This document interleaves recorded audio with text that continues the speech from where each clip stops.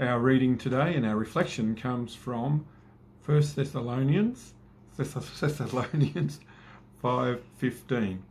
Make sure that nobody pays back wrong for wrong, but always strive to do what is good for each other and for everyone else. This is really good advice because it's exactly what we don't feel like doing. It's very counterintuitive.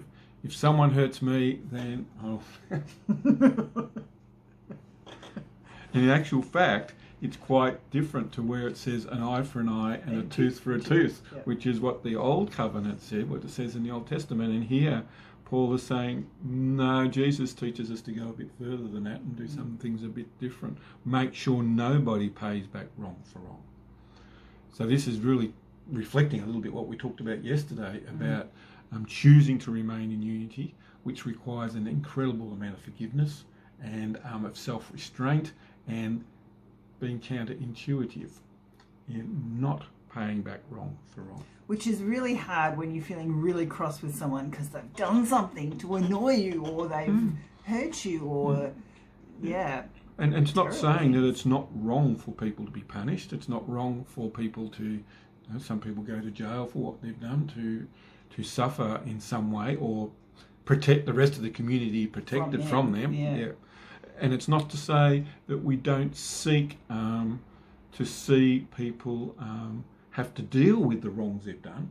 It's not saying that, but it's saying we don't make the retaliation. We're not the ones who are the judges. We're not the ones who want to bring the payback. And this is so counter to what you even see often on the news, isn't it? Where people say, oh, that person, he did something or she did something, and I don't think the courts have given enough. I don't feel justified. Justice. And that's sort of saying, I need a lot of wrong to pay back here for the wrong they've done, and I don't think it's enough wrong. Well, and it's not just on the news, it's TV shows and movies where the whole idea is that the person who's the hero in the hero's journey is getting back for whatever it was. Vindicated or retaliated. For their whatever wrong there was.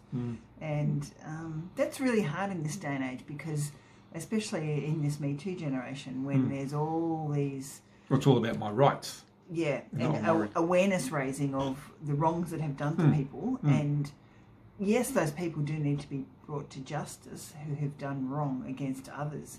But people so easily get caught up in bitterness, don't they? That's right. And anger and all the rest of it. Yeah. Retaliation, and no wonder they get screwed up inside as a result of it, and they end up mentally unstable. It's a really tough thing. Yeah.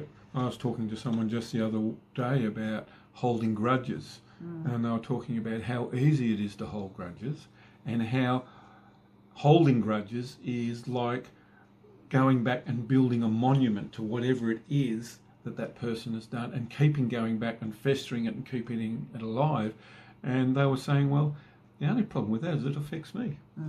And my response was, that is the gift of forgiveness. And when we forgive another person, we feel like we're giving up a lot of ground in forgiving them for the wrong they've done to us. But the thing about forgiveness is who gets the most benefit.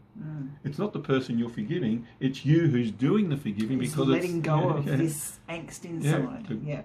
And that's not to say you don't grieve, that's not to say it's easy, but the freedom and release that giving freedom gives you from bitterness and holding the grudge and all the rest of it is profound. And we don't always realise that. And just talking a personal example with me, that I've been working through a lot this year about what happened around the time when my mum died. And which you've talked a little bit about. I've talked a little bit about that already, but just to let the watchers know that I struggled with that for a long time because my dad, as a result of his wartime experiences and PTSD, actually found goodbyes extremely difficult.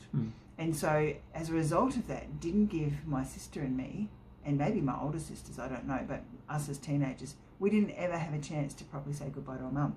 And that is something that I have held on to. I've realised now, just in the last few weeks, how I've held on to that and been very sad and upset about that. But actually forgiving him, now he died 10 years ago, but writing down I forgive you, Dad, has given me a lot of release on that. Yeah, that's right. And you're the one who's benefiting from that. Not doing anything to your dad. No, but it just letting me have freedom from those things. So I wonder whether people listening are carrying anything about a wrong that's been done to them, and they want to pay back wrong for wrong, but the real release is going to come as they forgive and let it go. Yep, that's a really good thing to do if you can. Worth thinking about. Yep. Bye.